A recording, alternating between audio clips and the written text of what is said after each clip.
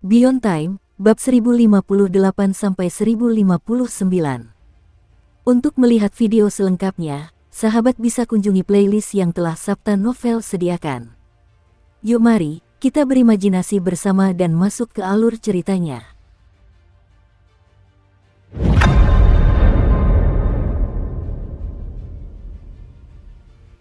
Pada saat ini, kuali tulang di alun-alun Aula Seni Abadi Bulu Iblis Timur bergemuruh, dikelilingi oleh api 9 warna, terus meletus dan membakar dengan hebat.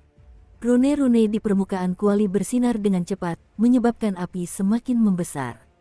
Pada saat yang sama, proses pemurnian resmi dimulai. Di antara para utusan dari pegunungan penguasa, 3 orang berdiri dengan ekspresi muram. Adapun yang lainnya, mereka semua kebingungan. Perubahan haluan ini terlalu mendadak. Mereka tidak pernah menyangka bahwa tetua agung dari Aula Seni Abadi, yang telah memulai ritual tersebut, akan benar-benar gagal meskipun memiliki keunggulan sebesar itu.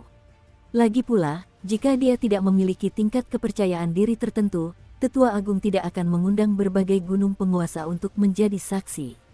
Meskipun juga karena aktivasi upacara perebutan keabadian sehingga tetua agung tidak punya pilihan selain mengundang pegunungan Rulier, bagaimanapun juga, dia pasti telah melakukan persiapan yang cukup untuk mencegah kecelakaan apapun. Namun, pada akhirnya tetap terjadi kecelakaan.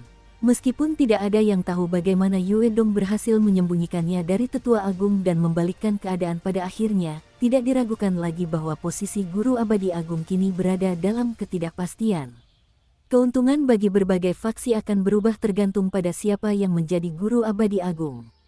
Sebagian lebih mendukung tetua agung, sebagian mendukung Yue Dong, dan sebagian lagi bersikap netral. Oleh karena itu, setelah melihat perubahan ini, para utusan dari Gunung Penguasa Ketiga dan Gunung Penguasa Ketujuh, yang sebelumnya telah berhubungan dengan tetua agung, bergegas keluar untuk membantu. Namun, tepat ketika kedua pihak berdiri, utusan dari Gunung Penguasa Keempat dan Gunung Penguasa Keenam menghalangi jalan mereka. Mereka saling menatap tanpa mengucapkan sepatah kata pun. Hal ini karena tindakan mereka telah mengungkapkan pendirian mereka. Oleh karena itu, niat untuk saling berkonfrontasi langsung muncul. Saat keempatnya saling berhadapan, suara siulan terdengar dari luar gedung seni abadi. Sekelompok kultivator berjubah hitam bergegas masuk dari luar bersama beberapa master abadi. Orang yang berada di depan adalah seorang pemuda berjubah mewah. Niat membunuh orang ini sangat kuat. Dia memimpin kelompok kultivator di belakangnya dan bertarung melawan para master abadi yang termasuk dalam kelompok tetua agung. Kecepatannya mencengangkan, dan dia dengan cepat menuju ke atas kuali tulang. Saat ia muncul, kehampaan di sekitarnya terdistorsi dan 3 guru abadi terpercaya dari tetua agung muncul, langsung menuju ke arah pemuda itu. Ketiga guru abadi ini semuanya luar biasa. Saat mereka menyerang, seni abadi mereka yang aneh membentuk 3 taring hitam pekat yang dikelilingi kabut hitam saat mereka langsung menuju ke arah pemuda berpakaian mewah itu. Namun, pemuda berpakaian mewah itu tetap tak terpengaruh. Ia menahan gempuran mereka dan mengeluarkan sebuah lonceng, lalu dengan kejam menghantamkannya ke kuali di bawahnya. Bunyi lonceng itu langsung bergema. Lonceng itu seketika membesar hingga berukuran ribuan kaki, sepenuhnya menyelimuti kuali tersebut. Aura yang dipancarkannya menyebar ke segala arah. Semua ini membutuhkan waktu lama untuk dijelaskan, tetapi pada kenyataannya, semuanya terjadi dalam sekejap mata. Setelah bel berbunyi, serangan dari ketiga master abadi itu juga menghantam tubuh pemuda berpakaian mewah tersebut. Tubuhnya terguling ke belakang dan darah menyembur keluar. Sebuah suara dingin terdengar pada saat itu. Lonceng ini adalah lambang keluarga Yun Saya. Keluarga Yun Saya sepenuhnya mendukung Yue Dong untuk menjadi guru abadi agung. Ekspresi para guru abadi yang tergabung dalam kelompok tetua agung di sekitarnya tampak muram saat mereka menatap tajam pemuda berpakaian mewah dan orang-orang lain yang bergegas masuk. Para utusan dari berbagai aliran juga mengarahkan pandangan mereka ke arah sana. Lonceng Langit Awan. Lonceng ini cukup terkenal di East Demon Feather. Ini adalah harta karun tertinggi keluarga Yun, yang sama terkenalnya dengan keluarga Lan. Adapun pemuda berpakaian mewah itu, reputasinya juga tidak biasa. Dia adalah tuan muda dari generasi penerus keluarga Yun. Pada saat itu, ketika mereka mengenalinya, ekspresi para utusan menjadi aneh. Jelas, masalah tuan muda keluarga Yun yang mengejar Yue Dong bukanlah rahasia di East Demon Feather. Sebelumnya, tuan muda keluarga Yun ini telah membantu Yue Dong di Immortal Arts Hall. Namun, apapun yang terjadi, ini awalnya adalah keputusan pribadinya. Selain itu, setelah Yue Dong ditangkap, pihak lain juga diusir dari Aula Seni Abadi. Tapi sekarang, dia tidak hanya tiba tepat waktu, tetapi dia juga memperlihatkan harta karun tertinggi keluarga Yun. Ini berbeda. Dalam kasus pertama, dia hanya mewakili dirinya sendiri. Sekarang, dia mewakili keluarga Yun. Hal ini menyebabkan pertempuran memperebutkan gelar Guru Abadi Agung menjadi semakin menegangkan. Yang benar-benar mengendalikan pertempuran ini bukanlah keluarga Yun atau para master abadi di sini, melainkan 10 gunung penguasa. Mereka memiliki wewenang ini. Maka, seorang guru abadi paruh baya keluar, menangkupkan tinjunya, dan membungkuk kepada berbagai utusan. Yue Dong adalah pengkhianat Aula Seni Abadi saya dan tuan muda keluarga Yun ini juga telah tertipu. Adapun dukungan keluarga Yun, kecuali leluhur keluarga Yun datang, Aula Seni Abadi saya tidak akan mempercayainya. Saya berharap semua utusan dapat membantu saya menyelesaikan kekacauan ini. Di masa depan, Balai Seni Abadi saya pasti akan membalas bantuan kalian. Mendengar ucapan orang itu, ekspresi tuan muda keluarga Yun menjadi muram. Ia juga menatap berbagai utusan gunung dan menangkupkan tinjunya. Semuanya, ini adalah masalah internal Aula Seni Abadi. Nona Yue Dong bukanlah pengkhianat Aula Seni Abadi. Sebagai satu-satunya murid dari Guru Abadi Agung sebelumnya yang telah menguasai seni abadi ilusi 6 pencuri, dialah penerus yang tepat. Itu tetua agung yang berniat jahat. Dia mengabaikan tradisi Aula Seni Abadi dan ingin menjadi Guru Abadi Agung. Dia sangat kejam. Semuanya, mohon tetap pada pendirian masing-masing dan jangan mencampuri urusan internal Balai Seni Abadi. Setelah tuan muda keluarga Yun menyelesaikan busurnya, ia merasa cemas sekaligus penuh harapan. Ia mengenal keluarganya dengan sangat baik, proses yang lancar dalam mengambil harta karun tertinggi menunjukkan sikap leluhur. Jika dia berhasil, dukungan dari keluarga Yun akan menjadi nyata. Jika dia gagal, itu akan dianggap sebagai pencurian harta karun tertinggi tanpa izin. Keluarga Yun akan sepenuhnya menjauhkan diri dari masalah ini. Oleh karena itu, ia memperhatikan para utusan penguasa, terutama utusan penguasa keempat dan keenam. Hal ini karena kedua pihak tersebut telah memilih untuk mendukung Yue Dong. Para utusan penguasa keempat dan keenam juga sedang berpikir saat ini. Mereka telah melakukan yang terbaik dengan menghentikan utusan penguasa ketiga dan ketujuh. Jika mereka berbicara sekarang, itu akan terlalu berlebihan. Hal itu akan melampaui keuntungan mereka. Dengan demikian, terjadi sedikit ketidakseimbangan. Saat semua orang sedang berpikir, sebuah suara berat terdengar dari utusan gunung penguasa pertama. Saudara Taois Yun, sejak kapan keluarga Yun memiliki hak suara dalam urusan Balai Seni Abadi? Di singgasana gunung penguasa pertama, duduk seorang lelaki tua. Mata lelaki tua itu terpejam. Saat ini, meskipun ia masih belum membuka matanya, suaranya terdengar berat dan menggema di tempat itu. Dalam perjanjian kuno, urusan Balai Seni Abadi harus diputuskan bersama oleh pegunungan penguasa. Ketidakikutsertaan kami adalah karena rasa hormat, tetapi bukan berarti kami tidak dapat ikut campur, hanya saja kami melakukannya pada saat-saat yang diperlukan. Sekaranglah waktunya. Semuanya, saya sarankan kita membuka kuali dan membantu Tetua Agung untuk menenangkan kekacauan. Bagaimanapun, sudah waktunya sandiwara ini berakhir. Ekspresi tuan muda keluarga Yun berubah. Adapun para master abadi di bawah Tetua Agung, mereka merasa bersemangat. Mereka tahu bahwa otoritas gunung penguasa pertama sangat tinggi. Para utusan lainnya termenung. Bahkan utusan penguasa keempat dan keenam yang condong ke Yue Dong pun ragu-ragu. Keseimbangan mulai bergeser. Semuanya akan segera diputuskan. Pada saat itu, suara Su Qing bagaikan angin dingin yang menerpa, menggema di alun-alun. Saya keberatan. Suaranya langsung menarik perhatian semua orang. Pria tua yang tadinya memejamkan mata tiba-tiba membukanya dan menatap Su Qing. Sue Chenzi memiliki berat badan yang cukup besar. Bobot kekuatan penguasa ke-10 bahkan lebih berat lagi. Oleh karena itu, bahkan jantung lelaki tua dari gunung penguasa ke-10 pun berdebar kencang. Ditatap oleh semua orang, Su Qing tetap tenang seperti biasanya. Setelah melihat kakak sulung bergerak, dia tahu bahwa dugaannya benar. Semua ini dilakukan dengan sengaja oleh kakak sulung. Dia tentu saja tidak bisa membiarkan siapapun merusak rencana kakak sulungnya. Sebelum aku datang ke sini, sang penguasa mengatakan bahwa gunung penguasa ke-10ku tidak akan ikut campur dalam perselisihan internal Aula Seni Abadi. Gunungku hanya mendukung sang pemenang. Su King berbicara dengan tenang. Tatapannya menyapu dan dia memandang lelaki tua dari gunung penguasa pertama dengan sikap mendominasi, sama sekali tidak menyerah. Para utusan penguasa lainnya terdiam. Tatapan mereka menyapu Su King dan lelaki tua itu. Lelaki tua dari gunung penguasa pertama itu memandang Su King dan berbicara dengan suara serak. Aku penasaran, Sue Chenzi, kau jelas-jelas menyimpan dendam terhadap Yue Dong. Mengapa kau bersikap seperti ini? Dibandingkan dengan dendam pribadi, tentu saja aku memprioritaskan perintah penguasa. Su King berbicara dengan tenang. Setelah itu, suaranya terdengar dingin. Selain itu, aku sangat berharap Yue Dong bisa menjadi guru abadi agung. Dengan begitu, aku akan merasa puas karena bisa membunuhnya sendiri. Lelaki tua dari gunung penguasa pertama itu menyipitkan matanya. Setelah beberapa kali mengamati Su King dengan saksama, dia tiba-tiba berbicara. Jika saya tetap bersikeras, apa yang akan Anda lakukan?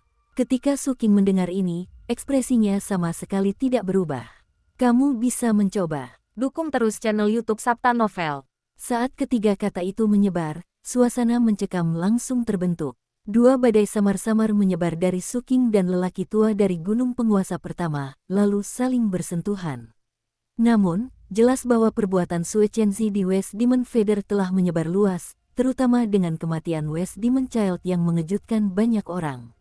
Oleh karena itu, di hadapan sikap otoriter Su King, bahkan lelaki tua dari gunung penguasa pertama pun merasakan gejolak di hatinya.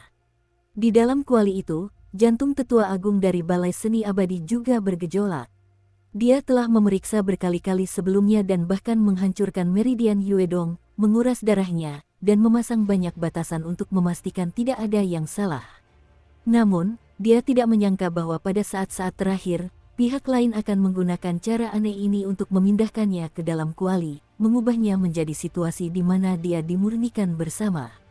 Dia masih memiliki rencana dan pernah berkomunikasi secara mendalam dengan penguasa pertama gunung dan mendapatkan dukungan mereka. Dia juga yakin bahwa orang-orang di luar akan segera membuka kuali dan menyelamatkannya. Namun, ia memahami bahwa diselamatkan dan melarikan diri sendirian akan membutuhkan pengorbanan yang berbeda di masa depan. Namun, dia sangat yakin bahwa dia bisa melarikan diri. Kepercayaan diri ini didasarkan pada pemahaman dan penguasaannya terhadap kuali tulang ini. Meskipun otoritasnya atas kuali ini tidak setinggi guru abadi agung, dia yakin bahwa Yue Dong tidak dapat dibandingkan dengannya dalam hal pemahaman atau eksplorasi kuali tersebut. Menurut peraturan Aula Seni Abadi, hanya guru abadi agung dan tetua agung yang berhak menggunakan kuali ini. Sekarang setelah guru abadi agung meninggal, sebagai tetua agung, dia tentu saja dipenuhi dengan kepercayaan diri. Yue Dong, kau sama sekali tidak mengerti kuali ini. Sejak saat kau memasuki tempat ini, nasibmu sudah ditentukan. Jadi, semua rencanamu tidak ada artinya. Tetua agung berbicara dengan tenang dan melakukan serangkaian segel tangan. Seketika itu juga, kuali itu bergetar. Setelah itu, tubuhnya bergoyang dan dia langsung menuju ke atas. Sambil melakukan serangkaian segel tangan, dia mengaktifkan seni abadi tertentu untuk mengendalikan kuali, ingin merembes keluar dari kuali tersebut. Kuali itu berguncang lebih hebat lagi dan dikendalikan oleh otoritas tetua agung. Sebuah niat samar muncul di atasnya dan sepertinya dia akan melarikan diri. Namun, pada saat ini, Yue Dong, yang hanya tersisa kepalanya, memperlihatkan senyum mengejek. Aku tidak mengerti kuali ini. Mati. Erniu meraung. Dalam sekejap, pusaran di atas kuali menghilang dan daging yang tak terhitung jumlahnya muncul entah dari mana, menyebar ke segala arah. Mereka benar-benar menyatukan tutup dan badan kuali menjadi satu. Terlebih lagi, mereka tampaknya berasal dari sumber yang sama dan tidak dapat dipisahkan. Tidak peduli bagaimana tetua agung mengatur kendalinya atas kuali itu, semuanya sia-sia. Seolah-olah kendalinya telah menjadi hiasan semata. Tetua agung langsung kebingungan. Sebelumnya, ketika dia tersedot ke sini, hanya ada gelombang di hatinya. Namun, sekarang gelombang itu telah menjadi begitu kacau sehingga dapat digambarkan sebagai laut yang berbadai. Bagaimana mungkin? Kau bukan Yue Dong. Yue Dong tidak mungkin melakukan ini. Kau, siapa kau? Erniu tertawa sinis. Apa yang tidak mungkin? Bahan untuk kuali ini awalnya milikku. Soal siapa aku sudah memberitahumu bahwa akulah yang memurnikan kuali ini. Menurutmu aku ini siapa? Kepala Erniu melayang ke atas dengan ekspresi bangga. Dia menghela napas penuh emosi di hatinya dan mengingat kembali adegan dirinya, gurunya, dan Suking melihat patung Kaisar Agung Seni Abadi di paviliun di bawah Kabupaten Fenghai. Saat itu, lelaki tua itu memintaku untuk memberi hormat kepada Kaisar Agung Seni Abadi ini. Aku membungkuk kepada orang tua itu. Aku akan membungkuk kepada siapapun kecuali dia. Kaisar Agung terkutuk inilah yang menggunakan tubuhku di kehidupan ketiga untuk memurnikan kuali itu dulu. Itu adalah kehidupan ketigaku. Saat itu, aku masih sangat polos dan tidak tahu betapa jahatnya hati manusia. Bukankah aku hanya meminjam beberapa harta dari berbagai ras? Bukankah aku hanya ingin meminjam mahkota dari Mystic Nether untuk bermain-main? Itu bukan apa-apa. Bahkan Mystic Nether tidak mengatakan apa-apa. Tetapi Kaisar Agung terkutuk ini benar-benar membunuhku. Tidak masalah jika dia memukuliku sampai mati, tapi dia bahkan mengubah mayatku menjadi kuali. Yang terburuk adalah dia bahkan menanamkan tengkorakku di atasnya. Dia sudah keterlaluan. Untungnya, aku melihat kuali ini dari ingatan Yue Dong. Kalau tidak, mungkin aku tidak akan bisa menemukan kerangka hidupku yang menyedihkan dan polos di kehidupan ketigaku. Erniu menggertakkan giginya dan berteriak dalam hati. Di Aula Seni Abadi Bulu Iblis Timur, pemandangan di dalam kuali tulang itu begitu istimewa sehingga tidak seorang pun di dunia luar dapat merasakannya. Mereka hanya bisa melihat bahwa kuali itu bergetar. Api 9 warna itu berkobar hebat seiring berlanjutnya proses pemurnian. Oleh karena itu, para master abadi di pihak Tetua Agung yang sebelumnya memiliki keunggulan semuanya memandang utusan gunung penguasa pertama dengan cemas. Adapun tuan muda keluarga Yun, pemuda berpakaian mewah ini juga khawatir tentang situasi tersebut. Dia mengetahui tentang konflik antara Sui Chenzi dan Yue Dong dan memahami bahwa keberatan pihak lain mungkin mengandung niat membunuh yang lebih besar. Namun, apapun yang terjadi, setidaknya kata-kata pihak lain bermanfaat bagi Yue Dong saat ini. Oleh karena itu, dia hanya bisa menaruh harapan pada Sui Chenzi. Para utusan lainnya tetap diam sambil mengamati Suking dan lelaki tua dari gunung penguasa pertama. Kedua orang ini, yang satu adalah bintang yang sedang naik daun dan baru-baru ini menjadi sorotan, sementara yang lainnya sangat dihormati dengan kredibilitas yang sudah lama teruji. Hal yang sama juga terjadi pada penguasa ke-10 dan pertama di belakang mereka. Oleh karena itu, konfrontasi antara keduanya menjadi titik kunci yang menentukan segalanya. Anak muda, orang tua ini mengagumi apa yang kau lakukan di West Demon Feather, tetapi mencoba menekan East Demon Feather dengan cara ini menunjukkan kesombongan yang berlebihan. Di bawah tatapan semua orang, lelaki tua dari gunung penguasa pertama itu berbicara dengan tenang. Namun, ia menghela napas dalam hati. Ia juga tidak ingin bertindak, tetapi ia mewakili sang penguasa. Tentu saja tidak pantas membiarkan masalah itu begitu saja. Saat itu, dia sedang berada dalam dilema, jadi dia perlahan berdiri dari tempat duduknya. Saat dia berdiri, fluktuasi alam akumulasi jiwa yang sempurna dan bayangan dunia-dunia besar bertumpuk di atasnya, membentuk kekuatan dahsyat yang bergemuruh ke segala arah. Dia melangkah maju. Dengan langkah ini, gedung seni abadi bergetar. Cuaca berubah dan tekanan hebat pun turun. Ekspresi Suking sama sekali tidak berubah. Meskipun dia tidak memiliki kepercayaan diri untuk mengalahkan 9 dunia pengumpulan jiwa, kecuali jika pihak lain seperti anak iblis barat yang memiliki bahaya tersembunyi yang sangat besar. Namun, kali ini, dia tidak perlu menang dan hanya perlu mengulur waktu. Dukung terus channel YouTube Sabta Novel. Oleh karena itu, dia pun berdiri. Rambut panjangnya dan jubah merah darahnya berkibar tertiup angin. Kabut darah tebal menyebar dari tubuhnya, berubah menjadi naga darah yang berputar-putar di sekelilingnya, meraung dengan ganas. Pada saat yang sama, otoritas ilahi suara juga aktif, dan pisau ukir yang dibentuk oleh otoritas ilahi takdir memancarkan niat yang mengerikan. Bunga teratai hitam muncul di sekitar Suking, membentuk pertahanan yang sangat kuat. Semua ini menyebabkan ekspresi semua orang berubah. Berita tentang tindakan Sue Chenzi di West Demon Feather terlintas di benak mereka. Seni rahasia Kaisar Agung Netherflame. Hanya dengan pertahanannya sendiri, ia mampu menahan akumulasi jiwa 9 dunia. Sulit bagi siapapun di bawah ranah penguasa untuk menembusnya. Ada juga kematian anak iblis barat. Meskipun alasan pastinya tidak diketahui, jelas bahwa Sue Chenzi memiliki kartu truf yang menakjubkan. Hampir seketika setelah pikiran semua orang muncul, tubuh lelaki tua dari gunung penguasa pertama menghilang. Ketika dia muncul kembali, dia berada di udara.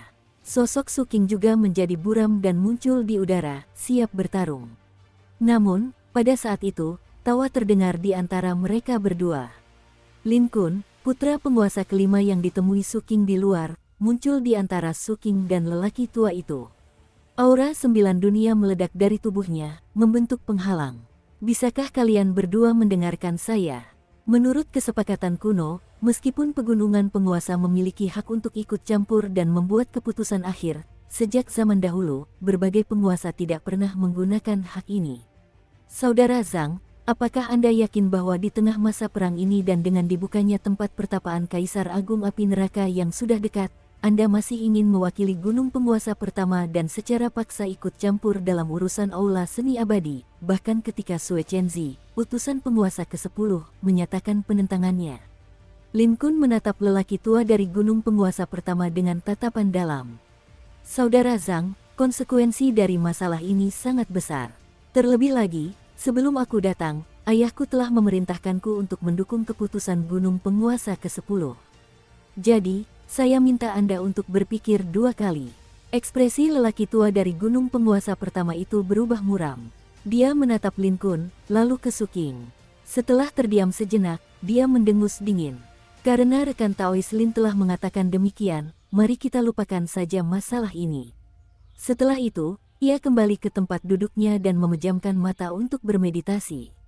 Perselisihan ini berakhir dengan dia berhenti. Su King tidak mempermasalahkan hal itu. Dia juga bisa merasakan bahwa meskipun lelaki tua dari gunung penguasa pertama itu tampak agresif di permukaan, sebenarnya dia tidak memiliki niat untuk bertempur.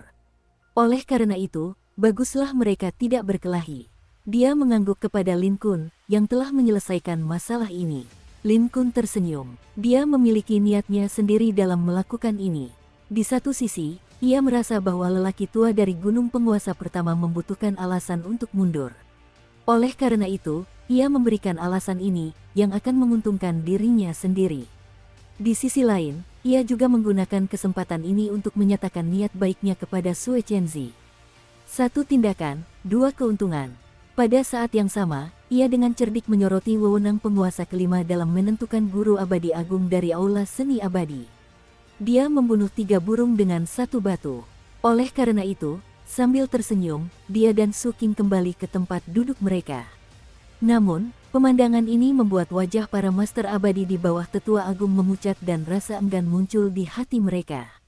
Akan tetapi, 10 gunung penguasa telah mencapai kesepakatan, sehingga mereka tidak dapat berbuat apa-apa. Mereka hanya bisa menyetujui secara diam-diam. Tuan muda keluarga Yun menghela napas lega dan menoleh ke arah kuali yang sedang dimurnikan di tengah alun-alun. Pada saat itu, terjadi keributan yang jauh lebih besar di dalam kuali daripada di dunia luar. Saat dihadapkan dengan kuali yang disegel rapat dan kepala Yue Tong yang terpenggal berbicara, guru abadi agung dari Aula Seni Abadi merasakan raungan yang luar biasa di pikiran dan hatinya. Dia tidak percaya, kata-kata Yue Dong benar-benar melampaui imajinasinya. Kau, kuali ini dimurnikan dari tulangmu. Kau, dosa besar yang dibunuh oleh Kaisar Agung Seni Abadi kala itu. Bagaimana ini mungkin? Tetua Agung terengah-engah. Reaksi pertamanya tentu saja ketidakpercayaan, tetapi hilangnya kendali atas kuali dan kenyataan bahwa kuali itu benar-benar menyatu dengan daging dan darah akibat ucapan orang lain membuatnya terguncang. Semua ini membuatnya mustahil untuk tidak mempercayainya. Tidak penting apakah yang kau katakan itu benar atau tidak.